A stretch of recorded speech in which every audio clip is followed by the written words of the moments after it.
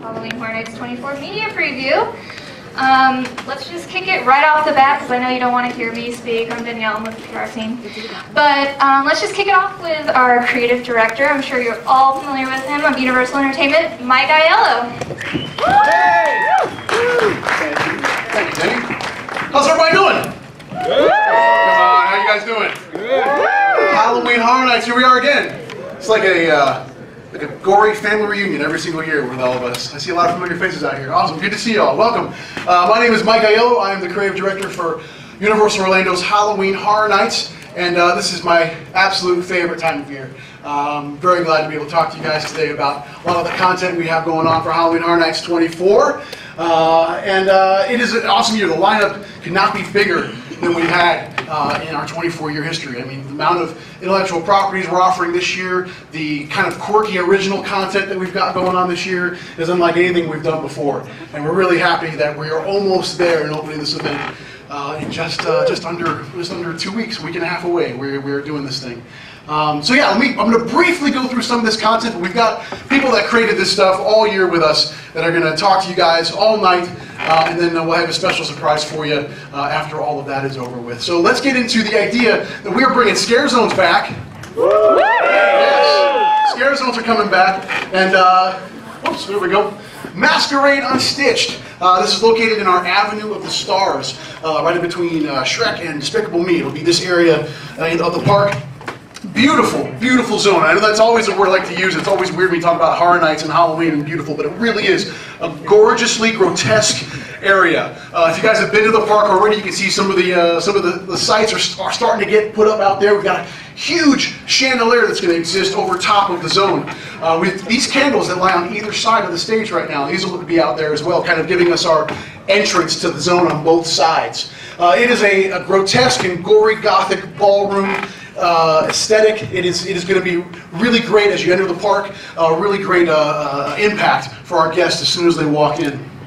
Over in our Central Park area, we've got Bayou of Blood. We've never really tackled voodoo before, or any type of Louisiana aspect, so we usually reserve that for Mardi Gras. But we're going to bring it to Halloween for this year. Bayou of Blood. A really great zone. In Central Park, in the past we've done pumpkins in overhead that are all synced to lighting and music. We're doing that with these really ornate jars that cover the entire Central Park area. Every hour we're going to do a human sacrifice. Yeah, it's going to happen. We've got a really awesome voodoo queen that our guests are going to see every hour performing a ritual sacrifice. You know, it's the good stuff. We've got Face Off. Is one of our scare zones. It's going to be located in our Hollywood section of the park.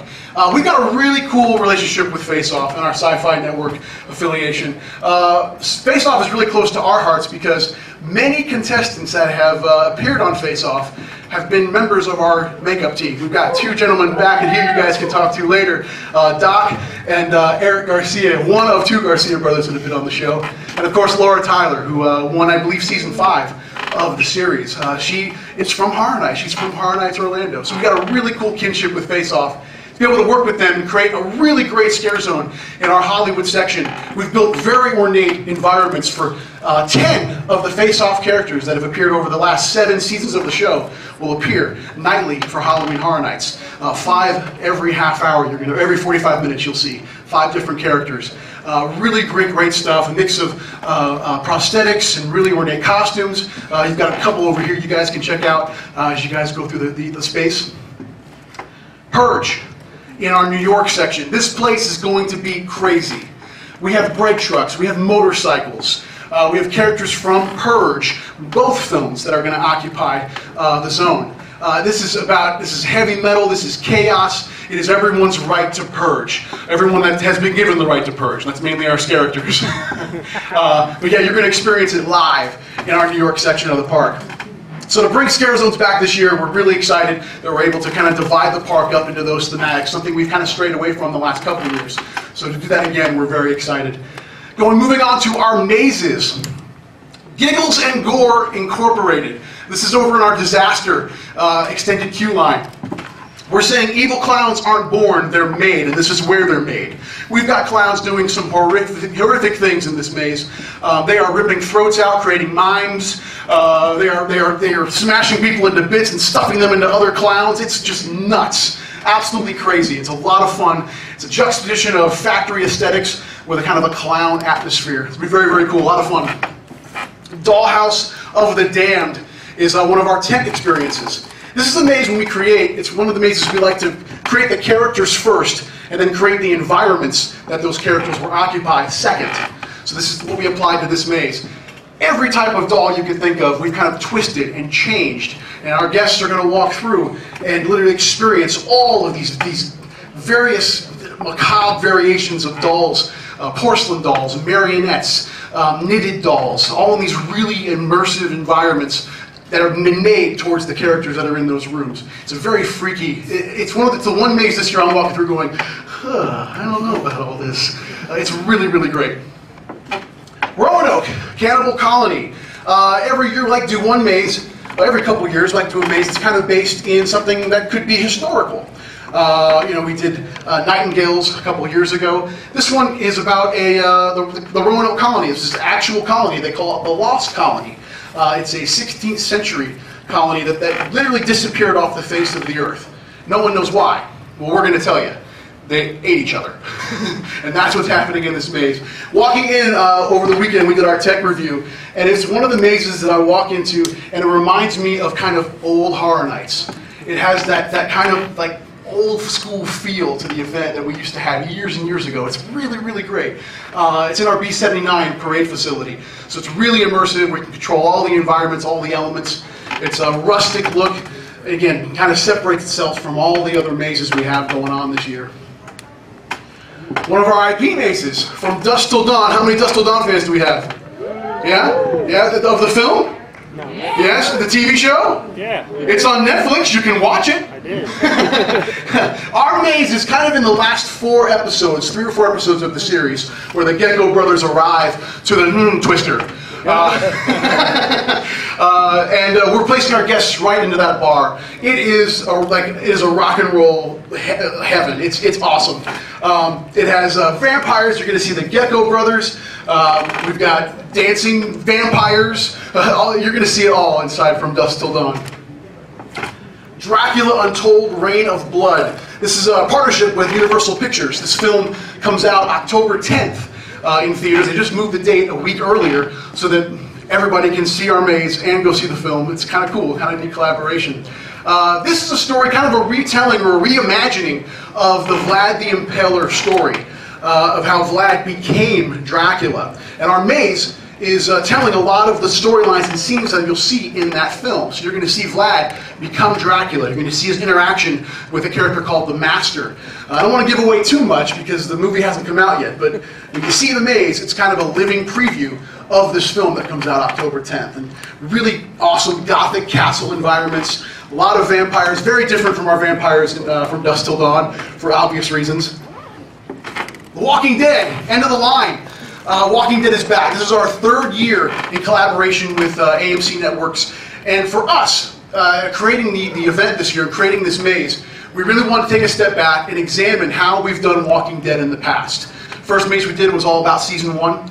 Second maze had a Season 2 scenario going on, Season 3 a little bit. This maze is all set into Season 4.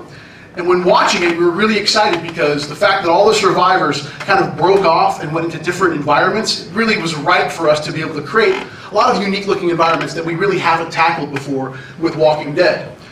So for us it was, okay, we've got all these environments, let's make them all. So we said, let's make the biggest maze we've ever done for Walking Dead. And honestly, the biggest maze we've ever produced for Halloween Horror Nights, and we've done that. It's located in our Soundstage 25 soundstage facility, and it is the largest maze we've ever created in the history of Halloween Horror Nights. These sets are huge.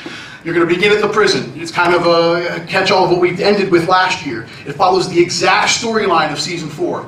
Survivors go to the prison, infection breaks out, they all have to flee, and you're going into all those environments. The big spot, you're going into the caved-in tunnel. Everything at the end of the line, for us, is Terminus. So we're literally stopping right where Season 4 ends. and season 5 is going to pick up. So the guests are going to take that journey of season 4 right here at Halloween Horror Nights 24. Be very cool. We've got a lot of interesting walkers that we're bringing to the table, a lot of prosthetics going on in the maze. We're upping the ante as far as Walking Dead's concerned, it being our 3rd year. So we're really excited and eager for you guys to experience it. Oh, Alien versus Predator. This is the maze. When we were deciding to do this, is a maze we're really excited about presenting, but also scared us to death to try and recreate. It is massive. You're talking 2 of the most iconic monsters that have been in the modern age. Predators and aliens. Stan Winston created these characters. How are we going to be able to do these things justice? If we had not done an American Werewolf last year, we probably wouldn't have tackled it. But we did, and we learned a lot from American Werewolf. The puppetry that we used in Werewolf last year, we've learned from those techniques, and we've built upon those facts and created all of our aliens will be puppeteered for this maze, and they're all over the maze. Predators are all over the maze. Fox has been an amazing partner with us. We brought to the table an idea that we want to use the Alien vs. Predator brand. We kind of wanted to tell our own story using the brand, and they've let us do that, which is great. So it's AVP as a brand, but we're taking guests into a whaling facility where biochemical research has been, bioweapon research has been done. And there we encounter predators and aliens in this very cool stylized facility that has a lot of thematics that are akin to the brand of Alien versus Predator. So I think you guys are going to really love it. It is a very, very cool looking maze. The most detailed maze I think we've done in a long, long time. The amount of layers involved. And even the lighting, we're taking a lot of tips from the various films that Fox has produced in the Alien and Predator brand and applying those aesthetics to the maze. So we're really excited about it. It's an amazing maze.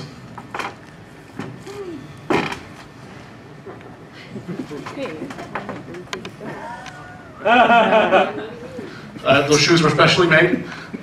Christmas present 2 years ago from my wife. I'm a huge Halloween fan. We've been wanting to do this maze for a long, long time, and the cards just weren't hitting the table correctly, and we have it. We have it this year. Now, this is one question we've gotten asked a lot on the Twitter. If you guys follow the Twitter page, cool. Yeah, that is me. I promise. I'm actually typing those things. And for us, it was the question I've been getting is it John Carpenter's film? Is it the Rob Zombie remakes? It is John Carpenter's Halloween. That is what we're producing. That's the maze that we've created. From top to bottom. The score, you're hearing John Carpenter's score that he wrote. It's all over that maze. You're seeing Michael Myers all over the place. We recreated all of the classic scenes. When Nancy bites in the car, the kitchen scene, the head tilt, all of that is part of this maze. It's in our tent, but it is an amazing tent maze. You're going in and out of environments. You're going between homes in one of our tents. We've got a car in the soundstage to recreate the garage that Nancy dies in. So it is down to its most. It is a really great maze. Like we were walking through it the other night for our tech review, and it was just cool to be in the film. We have the thing playing on the TV. It's awesome. It's awesome. It is all there. And you're walking through it just kind of a kid in a candy store going, "This is the movie. It's awesome." I love it. Our team has just kind of immersed themselves in these brands, and to have Halloween in all of the lineup for this year, we're ecstatic. It's just awesome. And you guys, can I tell the secret? Am I okay to tell the secret of what they're doing tonight? You guys are going to experience Halloween tonight. Yeah. Yes. It's still technical rehearsal, so I got to say that. But you guys are going to go in tonight. You're going to experience Haddonfield, Illinois. You're going to be attacked by Michael Myers. You're going to hear the score. You guys are going to have a great time. It is just too cool to walk into that maze, and it's all right there. So we're really excited. That is the lineup for this year's Halloween Horror Nights. Of course, Bill and Ted is back. I know there was a lot of speculation if that would come back or not. It is back. It's not going anywhere. Bill and Ted staying right here. We've got a Rocky Horror Picture Show and Tribute coming back again. Amazing show. And you guys are going to hear all about it.